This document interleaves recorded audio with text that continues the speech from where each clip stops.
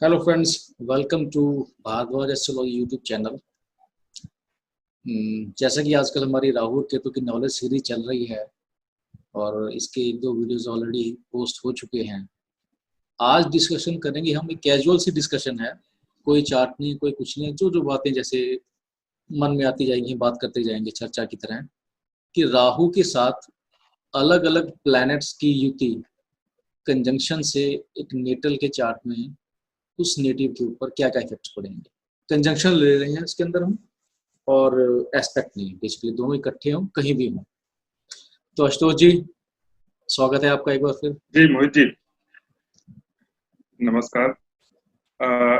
आज का जो ये वीडियो है, ये राहु के साथ विभिन्न ग्रह यदि युति में होंगे तो उनका उस व्यक्ति के जीवन पर क्या प्रभाव पड़ेगा, इसी के ऊपर आज का वीडियो है। जैसे राहु अगर सूर्य के साथ बैठे हों, चंद्रमा के साथ बैठे हों, मंगल के साथ बैठे हों इत्यादि विभिन्न ग्रहों के साथ जब राहु बैठे हों तो उसका क्या प्रभाव पड़ेगा व्यक्ति के जीवन पर। और यहाँ पर सिर्फ दो ग्रहों की युति की हम बात कर रहे हैं, ये है। यानी कि अगर किसी नेटिव के चार्ट में दो से ज्यादा हो तो उसके जो रिजल्ट्स हैं थोड़े डिफर करेंगे। हाँ, थोड़ा सा कम ज्यादा हो कम सकता है, ज्यादा हो सकते हैं। लेकिन जिन दो ग्रहों की हम लोग विशेष रूप से बात करेंगे, अगर वो वहां पर दो ही ग्रह बैठे हों तो कहे गए फल बहुत ज्यादा मात्रा में मिलेंगे। और कोई ग्रह और एक ग्रह अगर आकर के बैठ गया तो फिर उसके फल जो है वो कम हो जाएंगे, उसके जी फल में कमी आ जाएगी। जी। तो ऐसा है। तो सबसे पहले राहु तो सूर्य की बात करें। सबसे पहले सूर्य और राहु की बात करते हैं। देखिए, सूर्य और राहु की युति सामान्यतः ये दर्शाती है कि व्यक्ति को सरकार की तरफ से परेशानी मिल सकती है। और कई बार क्या होता है कि सूर्य और राहु की युति यदि प्रथम स्थान में हो, नवम स्थान में हो, पांचवें स्थान में हो और 12वें स्थान में हो तो व्यक्ति को सरकार की तरफ से परेशानी मिलती है। और अगर किसी पाप प्रभाव में हो, कोई पाप ग्रह भी इसको देख ले, तो फिर ये निश्चित तौर पर ये दिखाता है कि व्यक्ति को उसके जीवन में कभी ना कभी सरकार की तरफ से परेशानी आएगी ही आएगी। और जब प्रतिकूल महादशा अंतरदशा आएगी तब उसको ये परेशानी मिलेगा। इसका दूसरा एक प्रेडिक्शन ये भी होता है मोहित जी कि किसी भी हाउस में अगर सूर्य और राहु ये दोनों बैठे हुए हों तो व्यक्ति की आंखें कमजोर होती हैं या फिर बड़ा जल्दी उनको चश्मा लग जाता है। यदि सूर्य पाप प्रभाव में हो, जैसा कि मैंने शुरू में बताया, शनि की दृष्टि हो या मंगल की दृष्टि हो और सूर्य राहु एक साथ बैठे हुए हों और जन्म कुंडली के त्रिक स्थान में हो, अर्थात कि छठे स्थान, 8वें स्थान और 12वें स्थान, इन त्रिक स्थानों में हो तो फिर पिता की आयु कम होती है या फिर पिता से व्यक्ति का जल्दी अलगाव हो जाता है।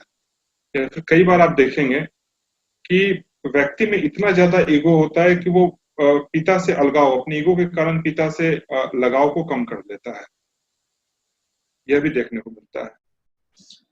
हाँ, लगन में जैसे आपने बताया कि लगन में स्पेसिफिकली दो तीन चार्ट मेरे माइंड में हैं जिनको आईज से रिलेटेड प्रॉब्लम है। या तो उनके जो ग्लासेस हैं जल्दी लग गए उनके, एक के तो है कि उनके जो ये प्यूपिल आईज का उसमें इशू है, वो प्यूपिल स्टेशनरी है। प्यूपिल मतलब जैसे कि हम रोशनी कम ज़्यादा होती है, छोटा बड़ा होता रहता है, तो उनका अच्छा स्टेशनरी है। जी। तो इस वजह से जब भी वो बाहर धूप में जाते हैं तो उनको धूप आंखों में बहुत ज़्यादा लगती है, तो उनको ये इशू बिल्कुल है। ये, हाँ बिल्कुल, आप देखेंगे कि सूर्य जो है आत्मा के कारक ग्रह हैं, आंख के कारक ग्रह हैं, सरकारी तंत्र के कारक ग्रह हैं। तो राहु के साथ जब बैठेंगे तो राहु जो है वो सूर्य को ग्रसित कर देंगे। और जब राहु सूर्य को ग्रसित करेंगे तो जो सूर्य के कारकत्व है उसमें कमी आ जाएगी। और अगर कोई पाप प्रभाव हो, त्रिक स्थान में बैठे हो, तो जो ये कमी है ये फिर विशेष मात्रा में मिलेगी। इसी तरह से जब राहु के साथ अगर चंद्रमा बैठे हो तो सबसे ज्यादा जो इसका दुष्प्रभाव होता है वो ये होता है कि व्यक्ति के ऊपर ऊपरी बाधा रहती है, या फिर व्यक्ति ऊपरी बाधा से ग्रसित होता है। जैसे बुरे बुरे स्वप्न आना, बुरे बुरे ख्याल आना, परिश्रम के बाद भी मन में अतृप्तता रहना। तो इस तरह की जो बातें हैं वो चंद्रमा और राहु के एक साथ बैठने के कारण। हाँ, मैं ये बोल रहा था मोहित जी कि अब जैसे ये कॉम्बिनेशन अगर छठे स्थान में हो, 12वें स्थान में हो, ये दो स्थानों में विशेष रूप से हो, तो इसका प्रभाव सबसे ज्यादा दुखद होता है। जी, मैं एक और चीज सोच रहा था अशोक जी, कि मून को हम मदर का कारक भी मानते हैं। जैसे जी सन पिता का है, मून माता का है। जी इसमें माता को भी कुछ दिक्कत होंगी फिर उस नेटिव के। जी जी बिल्कुल। देखेंगे आप कि जैसे माता का कारक ग्रह है, तो माता के साथ व्यक्ति का बहुत ज्यादा लगाव नहीं होगा, या फिर मातृभूमि को व्यक्ति छोड़ देगा। और कई सारे केसेस में, कई सारे कुंडलियों में मैंने ये देखा है कि व्यक्ति अपने जन्म स्थान के पास तरक्की नहीं करता है। वो जब तक व्यक्ति अपने जन्म स्थान के पास रहेगा तब तक परेशान रहेगा, और जिस समय व्यक्ति अपने जन्म स्थान को छोड़ देगा उस समय फिर वो उन्नति करने लगेगा। और कई बार तो ये कॉम्बिनेशन ये भी दिखाता है कि व्यक्ति बाहर, मतलब अपने देश से बाहर उन्नति करता है। देश से बाहर उन्नति करने के कई सारे योग हैं, लेकिन उसमें से एक योग ये भी दिखाता है। दूसरा फिर आप देखेंगे कि चंद्रमा जो है वो भावनाओं का ग्रह होता है, तो व्यक्ति भावनाओं में बड़ी जल्दी बह जाता है, और भावनाओं में बह करके ऐसे काम कर देता है जिस कारण से उसको भविष्य में दिक्कत आती है। अब ये दोनों कॉम्बिनेशन अगर बना हुआ हो तो बहुत ज्यादा संभावना होती है कि व्यक्ति को लंग्स से संबंधित दिक्कत हो और व्यक्ति का मन बड़ा विचलित रहे। और एक और इससे संबंधित एक और प्रिडिक्शन मेरे को याद आ रही है कि जब कभी भी ये दोनों ग्रह एक साथ होंगे तो व्यक्ति में डिसीजन लेने का पावर कम होता है। व्यक्ति सही समय पे सही चीज का डिसीजन नहीं ले पाता। और दूसरा एक और इससे संबंधित प्रिडिक्शन है कि अगर चंद्रमा और राहु एक साथ बैठे हुए हों और मंगल की उस पर दृष्टि हो जाए तो फिर माता पिता दूर दूर रहते हैं, या फिर माता पिता में अलगाव होता है, ऐसा। जी मोहित जी। जी जी, सही कह रहे हैं आप। ये राहु मून के अनडिसाइसिवनेस मैंने देखी है। एक मेरा फ्रेंड है, उसके चार्ट में है। मतलब डिसीजन बड़े, मतलब वो डिसीजन लेने में बड़ी दिक्कत आती है उसको। 4 लोगों से पूछता है, ऐसे करूं वैसे करूं, लेकिन बात किसी की भी नहीं करेगा, करेगा 5वें की। जी 4 से चंद्रमा बात राहु करेगा। उनका मन ही नहीं भरता ना, जब तक वो 4-5 हाँ आदमी से नहीं पूछ लेंगे तब तक उनका मन ही नहीं भरेगा। मन हाँ। का कारक ग्रह है ना मुख्य रूप से। जी जी जी जी जी जी। और इसमें वह- क्या क्या कोई मानसिक रोग होने की पॉसिबिलिटी भी रहती है? हाँ, मानसिक रूप से ना, तभी तो शुरू में मैंने बताया कि ऊपरी बाधा होने की संभावना बनती है। इसके लिए और भी बहुत सारे कॉम्बिनेशन होते हैं, लेकिन ऐसे लोगों को थोड़ा सा, चूंकि मानसिक रूप से ये थोड़े से कमजोर होते हैं, थोड़ा ये मानसिक रूप से थोड़ा कमजोर करता है ये कॉम्बिनेशन, जी जी। इसलिए ये संभावना बनती है। Next, Mars. नेक्स्ट राहु और मंगल। जी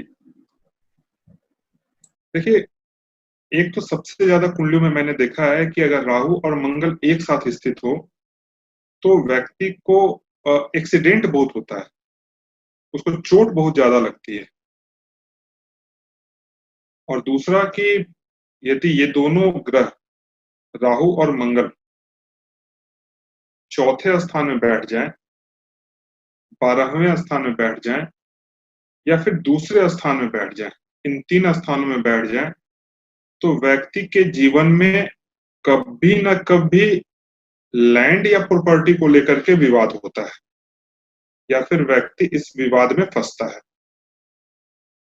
और ये जो घटनाएं घटित होंगी वो इन्हीं ग्रहों की महादशा या फिर अंतर्दशा में घटित होंगी, या इनसे संबंध बनाने वाले ग्रहों की महादशा अंतर्दशा में घटित होंगी। जी, ये बात भी आपकी बिल्कुल सही है। मैं भी एक चार्ट देख रहा था, उसके सेकंड हाउस में राहु मार्स है, जी, और कम से कम 10-12 बार एक्सीडेंट हो चुका उसका, लेकिन उनको चोट नहीं लगी है। वो अच्छी बात है, उनको कभी कुछ चोट नहीं लगी, लेकिन गाड़ी को नुकसान हुआ। एक बार तो वो बता रहे थे कि ऐसे जा रहे हैं, किसी ने ऐसे हिट किया, मतलब गाड़ी उनकी सीधी जा रही है और कोई टी उस डायरेक्शन से आ रहा है, पूरा मारा, गाड़ी पलट के सीधी हो गई। जी।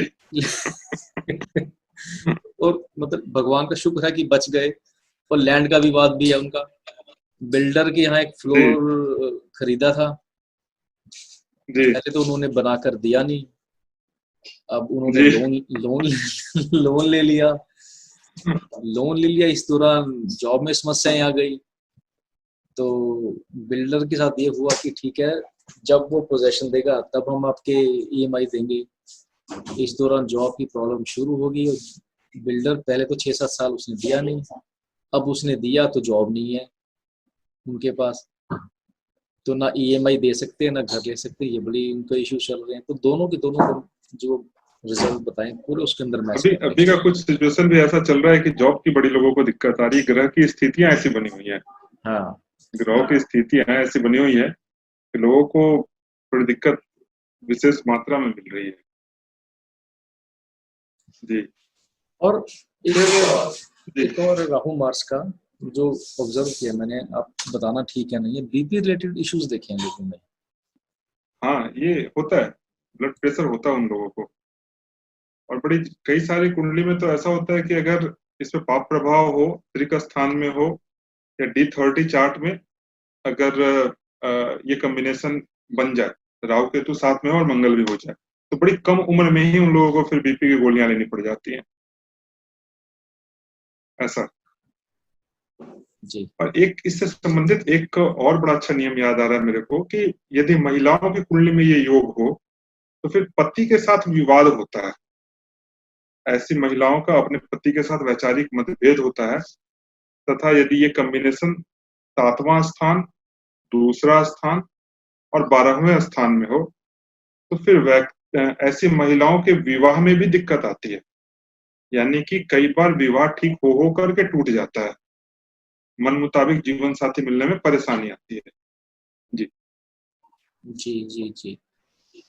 और एक्सीडेंट का आपने बताया, लैंड रिलेटेड आपने इश्यूज बता दिए, बीपी का हो गया, लेडीज के चार्ट में विवाह की समस्या आएगी, सिबलिंग से रिलेटेड कोई जी। इश्यूज होते हैं। देखिए, भाइयों के साथ थोड़ी दिक्कत रहती है, पर भाई दूर दूर रहते हैं, एक साथ नहीं रहते, या दो भाई एक साथ उन्नति नहीं कर पाते। जब भी दो भाई, जैसे दो भाई हैं, बड़ा छोटा, दोनों अगर एक साथ रहना शुरू कर दें तो फिर उन्नति नहीं होती। मुख्य रूप से मैंने देखा है कि एक भाई अगर लंदन है तो दूसरा भाई दिल्ली में काम कर रहा है। कल ही जैसे मैं एक चार्ट देखा, तो उनके जो एक भाई थे वो मुंबई में थे, और एक भाई जो थे वो न्यूयॉर्क में थे। सेम कॉम्बिनेशन, और दोनों भाइयों की कुंडली में वो सेम कॉम्बिनेशन। तो ये कई कुंडलियों में ये प्राप्त होता है देखने को, कई कुंडलियों में मिलता है। जी। भाई जो है उन दोनों में अपनी अच्छी बातचीत रहेगी, लेकिन वो रहेंगे अलग अलग।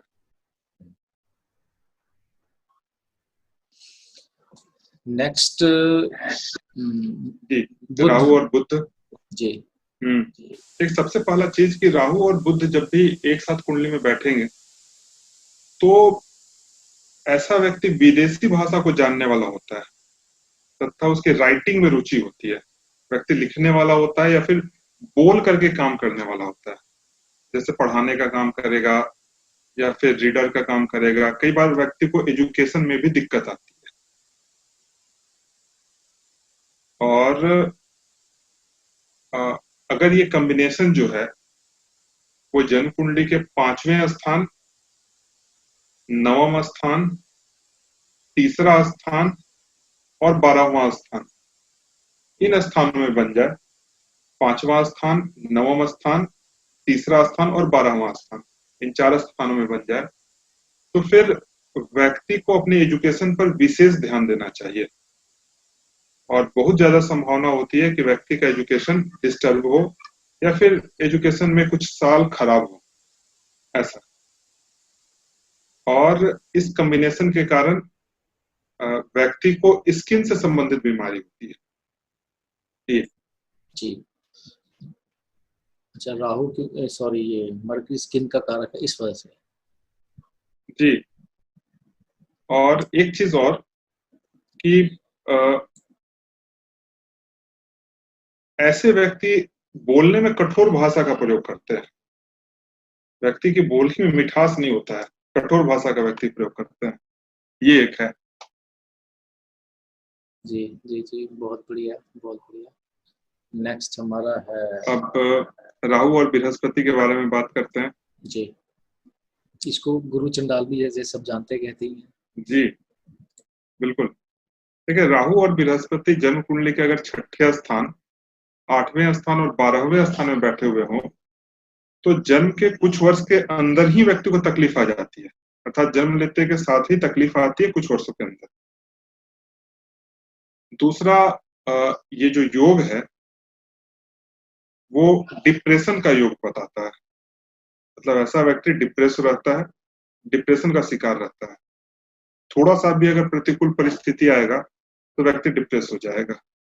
ये फिर व्यक्ति के जीवन में संतान से संबंधित दिक्कतें आती हैं। और यदि ये जो योग है वो जन्म कुंडली के 5वां स्थान, 9वां स्थान या फिर 7वां स्थान, इन 3 स्थानों में बना हुआ हो, तो संतान के जन्म में भी, संतान होने में भी दिक्कतें आती हैं। और संतान जब हो जाएगी और जब संतान बड़ी होगी तो फिर व्यक्ति का मन संतान के मन से नहीं मिलता, या फिर व्यक्ति कहीं और रहेगा, संतान फिर दूर दूर रहती है, ऐसा भी होता है। या ऐसा कर ले, संतान विदेश चली जाएगी और जो जातक है वो अपने देश में ही रह जाएगा, या वो दूर चला जाएगा। दोनों में कुछ भी हो तो थोड़ा विच्छेद, दोनों में अलगाव ये करता ही करता है, ऐसा। जी, इसमें जैसे गुरु, तो गुरु का कारक भी है, क्या अपने टीचर्स के साथ भी कुछ इश्यू हो सकते हैं उसके? इस पे मेरा एक अलग से वीडियो बनाने का मन था कि जब विभिन्न ग्रहों के साथ राहु जब बैठते हैं तो आखिर आपने पूर्व जन्म में कौन सा कर्म किया, कौन सा विशेष कर्म किया जिस कारण से आपको वर्तमान में दिक्कतें आ रही है। ये जो सारा कॉम्बिनेशन है ये आपके किए गए कर्मों को भी दिखाता है। इस पे एक अगला वीडियो कोई बनाएंगे हम लोग, तो वहां पर इसकी चर्चा करेंगे। चलिए ठीक है जी। नेक्स्ट हमारा राहु और शुक्र। राहु और शुक्र, देखिए राहु और शुक्र जब भी जन्म कुंडली में बैठेंगे तो व्यक्ति देखने में बड़ा सुंदर होता है, भले ही रंग फीका हो चाहे रंग थोड़ा गेरुआ हो, लेकिन देखने में बड़ा सुंदर होगा, चेहरे पे पानी होगा। और व्यक्ति को लेकिन अपने जीवन में धन जमा करने में बड़ी दिक्कतें आती हैं और पैसा बड़ी जल्दी खत्म होता है। अब जैसे एक कॉम्बिनेशन, ये जो कॉम्बिनेशन है, आज मैं एक कुंडली देख रहा था तो सेम कॉम्बिनेशन बना हुआ था और जातक ने बताया कि वो पैसे कमाते हैं, ऐसा नहीं है कि पैसे नहीं कमाते, पैसे कमाते हैं, खूब पैसे कमाते हैं, लेकिन पैसा कुछ टिकता ही नहीं उनके पास। तो ये जो कॉम्बिनेशन है ये व्यक्ति के पास पैसा नहीं टिकने देता। दूसरा कि अगर पुरुष की कुंडली हो और ये योग बन जाए तो पुरुष के विवाह में दिक्कतें आती है। और यदि एक कॉम्बिनेशन 5वें स्थान, 7वें स्थान और 9वें स्थान में बन जाए तो फिर विवाह में अत्यधिक दिक्कत आती है, विवाह अधिक उम्र में होता है, परंतु पत्नी जो मिलती है वो सुंदर मिलती है और वाइफ को कुछ ना कुछ शारीरिक तकलीफ रहता है। और जब भी ये कॉम्बिनेशन होगा तो विवाह के तुरंत बाद व्यक्ति की तरक्की होती है, तरक्की होती है मतलब कि विवाह के बाद ही व्यक्ति की प्रतिष्ठा बढ़ती है, जैसे प्रमोशन मिल गया, या फिर घर बनाना या मकान लेना, या कोई भी वैसा काम जिससे उसकी प्रतिष्ठा बढ़ जाए, ऐसा।